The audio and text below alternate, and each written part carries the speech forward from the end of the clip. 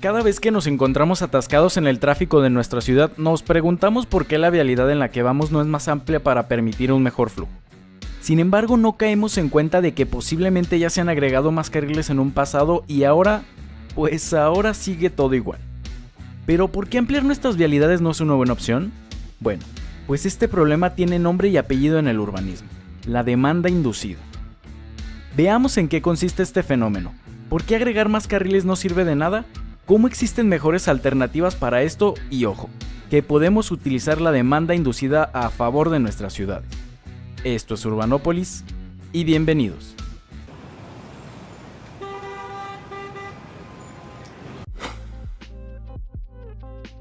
Desde la masificación del automóvil hace aproximadamente 100 años como nuevo medio de transporte, las ciudades alrededor de todo el mundo se enfrentaron a un nuevo paradigma urbanístico que transformaría a las urbes. Las calles, antes diseñadas para transporte mediante vehículos no motorizados, peatones y redes de transporte público como los tranvías, ahora necesitarían adaptarse a este nuevo tipo de transporte. Calles normalmente del centro de las ciudades tan pequeñas para albergar a los autos empezaron a ser insuficientes, y por lo tanto había que ampliar estas vialidades para evitar la creciente congestión vehicular.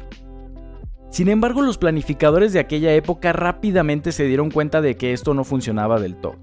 De hecho, ya desde 1930 en Estados Unidos, gracias a las reformas que el tan odiado o amado arquitecto Robert Moses llevaba a cabo en Nueva York, los planificadores comenzaron a darse cuenta de que, aunque construyeran nuevas avenidas, autopistas o puentes, estos se volvían a llenar de tráfico y las ya existentes no veían una mejoría alguna en su flujo vehicular.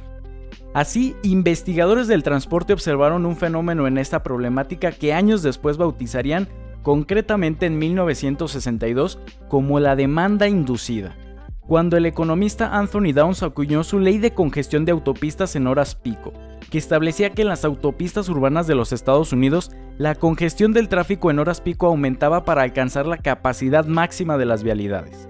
Pero, ¿exactamente qué es esto de la demanda inducida? Bueno, pues veámoslo con dos ejemplos perfectos para este fenómeno. ¿Adivinas dónde? Exacto, en los Estados Unidos.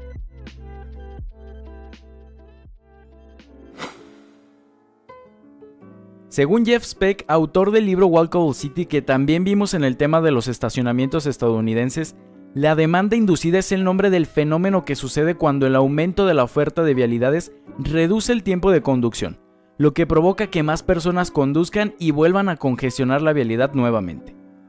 Este concepto tiene sus orígenes en los economistas, quienes mencionan que cuando se proporciona más de algo o se proporciona un precio más bajo, es más probable que la gente lo use, que traducido al urbanismo se refiere a que la idea del aumento de la capacidad vial anima a más personas a conducir, por lo que no mejora la congestión, sino lo contrario. Inicialmente los tiempos de viaje más rápidos, o mejor dicho, la percepción de tiempos de viaje más rápidos, fomentarán cambios en el comportamiento entre los conductores, quienes pensarán que esa nueva vialidad o ese nuevo carril les ayudará a evitar el congestionamiento de camino al trabajo, la escuela o en algunas ciudades, básicamente a donde te dirijas. Y es que es eso, casi todas las expansiones de autopistas y vialidades se venden al público justamente como un medio para reducir la congestión del tráfico. Y es que, si lo pensamos bien, realmente suena bastante lógico, y que sin duda tiene mucho sentido para cualquiera que esté atrapado en el tráfico, como mencioné en un principio. Las pequeñas ciudades o barrios atendidos por vialidades pequeñas crecen y sus vialidades necesitan crecer con ellas. Más carriles crean más capacidad, lo que significa que los automóviles deberían poder pasar más rápido. Eso por lo menos en la teoría.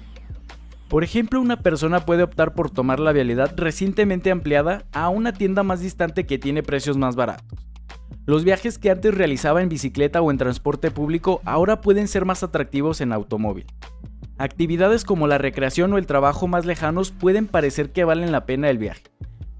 Sin embargo, estas opciones ponen más automóviles que antes en la vialidad recientemente ampliada, lo que aumenta los kilómetros recorridos en vehículo y por consecuente la vuelta a la congestión. Y para esto tenemos dos ejemplos perfectos de lo que la demanda inducida provoca en nuestras ciudades. La primera de ellas es la ampliación que se llevó a cabo en la Interestatal 405 de Los Ángeles. La 405 es una de las autopistas más congestionadas no solo de Los Ángeles sino incluso del país, y proporciona prácticamente el único enlace de norte a sur entre el lado oeste de Los Ángeles y el Valle de San Fernando. De hecho, es muy probable que ya la conozcas por el famosísimo video de esta autopista totalmente atascada en el Día de Acción de Gracias de 2017. Pues un proyecto para agregar un carril para viajes compartidos y algunas intersecciones y rampas de entrada y salida a la carretera duró de 2009 a 2014 y costó $1.600 millones. Dicho sea de paso, 600 millones por encima del presupuesto. E hizo pasar esta autopista de los ya vastos 10 carriles a un total de 14, o sea, se añadieron 2 carriles por cada dirección. Bueno, pero esto seguramente alivió el tráfico, ¿no, Urbanópolis? Pues la respuesta corta es no. Tan solo un año después, un informe de la Autoridad Metropolitana de Los Ángeles reveló que los tiempos de viaje durante la hora pico de la tarde aumentaron ligeramente en dirección norte, aún incluso con los nuevos carriles. Aunque la duración del tráfico en la hora pico se redujo, que pasó de durar de las 3 pm a las 8 pm en vez de las 2 pm a las 9 pm. Sin embargo, este no es el peor ejemplo y estoy casi seguro de que la siguiente autopista ya la habrás visto también anteriormente por Facebook o Twitter, o en la miniatura de este video. Y es que es realmente increíble. Con 26 carriles en su punto más ancho, la Katy Freeway en el área metropolitana de Houston es la autopista más ancha de Norteamérica y la segunda en el mundo detrás de la increíble G4 que une Beijing con Hong Kong y Macao, con 50 carriles en su punto más ancho. Aunque a diferencia de su contraparte en Estados Unidos, esos 50 carriles solo se presentan en una caseta de cobro. Pero regresemos a la Katy Freeway, pues su ancho actual fue el resultado de un proyecto de expansión que se llevó a cabo entre 2008 y 2011 a un coste de $2.800 millones. La razón principal de esta mega ampliación fue justamente aliviar la grave congestión del tráfico y sin embargo, después de que se amplió la autopista, la congestión empeoró. Un análisis realizado por Joe Kotrak de City Observatory utilizó datos de la Agencia Oficial de Monitoreo de Tráfico de Houston para encontrar que los tiempos de viaje aumentaron en un 30% durante el viaje diario al trabajo por la mañana y en un 55% durante el viaje diario al trabajo por la noche entre 2011 y 2014. Y es que solo basta ver esta imagen para saber de lo que estamos hablando.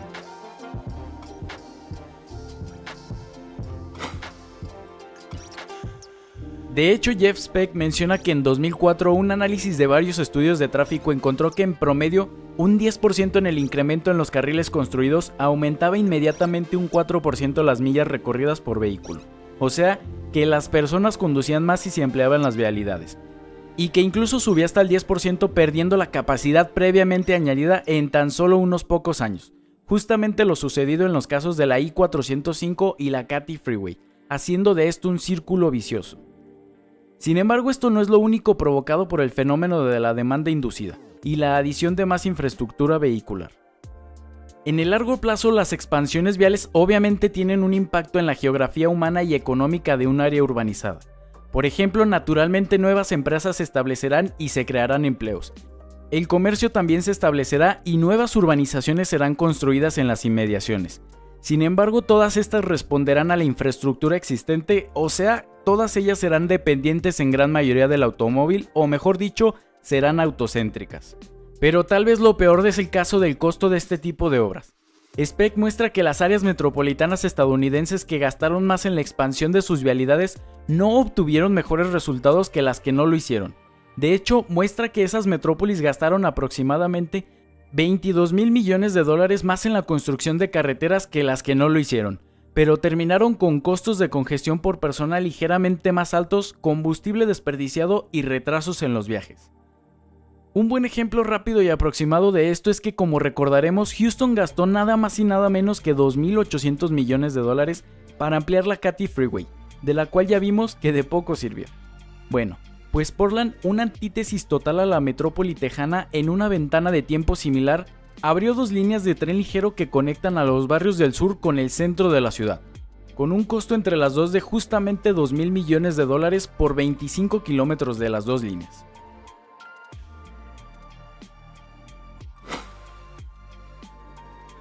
Una de las medidas más conocidas para intentar reducir los viajes en auto han sido los peajes. Sin embargo, creo que todos estaremos de acuerdo que estos poco han hecho en pro de desincentivarlo y ni hablar de los costes sociales que tiene el implementar este tipo de medidas. Por eso, otra medida que surgió para intentar nuevamente desincentivar el tráfico en horas pico han sido las tarifas de congestión de acceso a ciertas zonas de las ciudades, o lo que viene siendo un peaje urbano. como el implementado desde 1974 en la ciudad-estado de Singapur y que consiste básicamente en cobrar un peaje en función de la congestión del centro de la ciudad.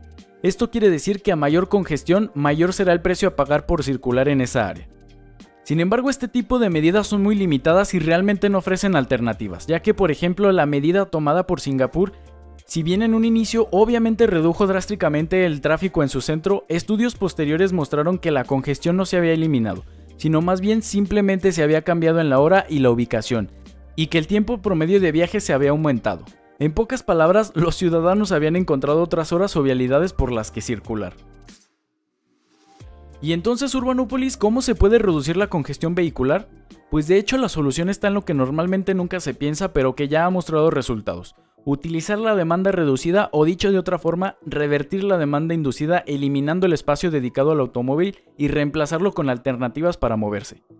De hecho, ya lo hemos visto con anterioridad en el canal con los ejemplos de las autopistas derrumbadas, donde resaltan especialmente dos: la Embarcadero Freeway en San Francisco, que transportaba más de 70,000 vehículos al día antes de que fuera demolida, y que hoy se ha convertido en un amplio espacio público donde conviven peatones, transporte público, bicicletas y los autos.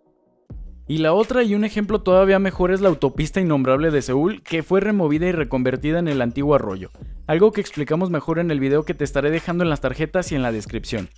Aunque en este caso el gobierno de Seúl entendió que toda esta congestión buscaría otras formas para desplazarse como en Singapur, así que aparte de esta demolición, la zona pasó de tener una única línea de metro a nada más y nada menos que 7 líneas, una de tren ligero y 4 corredores de BRT. Asimismo, como recordarás en el video de la ciudad de 15 minutos, mencioné que Países Bajos representa otro de los grandes casos de éxito en donde la demanda inducida puede utilizarse a favor de nuestras ciudades. Y es que como últimamente circula en publicaciones a favor de una movilidad diversificada, recordemos que Ámsterdam antes no era como Ámsterdam. No fue hasta después de un largo proceso en la que la sociedad neerlandesa entendió que solo eliminando de una parte y agregando de otra, sus ciudades serían más accesibles. Y esto se ve reflejado en sus más de 37,000 kilómetros de ciclovías que tiene en la actualidad. Así que no porque el país sea plano o el clima ahí sea benévolo explica el por qué los neerlandeses tienen una gran cultura de la bicicleta, sino que como lo dicta el principio básico de la demanda inducida, a más infraestructura construida, en este caso ciclovías, mayor uso por parte de la población, aunque claramente más aristas intervienen para explicar esto que de igual manera ya vimos en otro video dedicado a este tema. Y bien, ¿conocías el efecto que la demanda inducida tiene en nuestras ciudades? ¿Crees que veamos estas acciones en nuestras ciudades dentro de poco? Deja tus respuestas acá abajo en los comentarios y no olvides suscribirte, darle like y activar la campanita para no perderte ningún video. Hasta la próxima.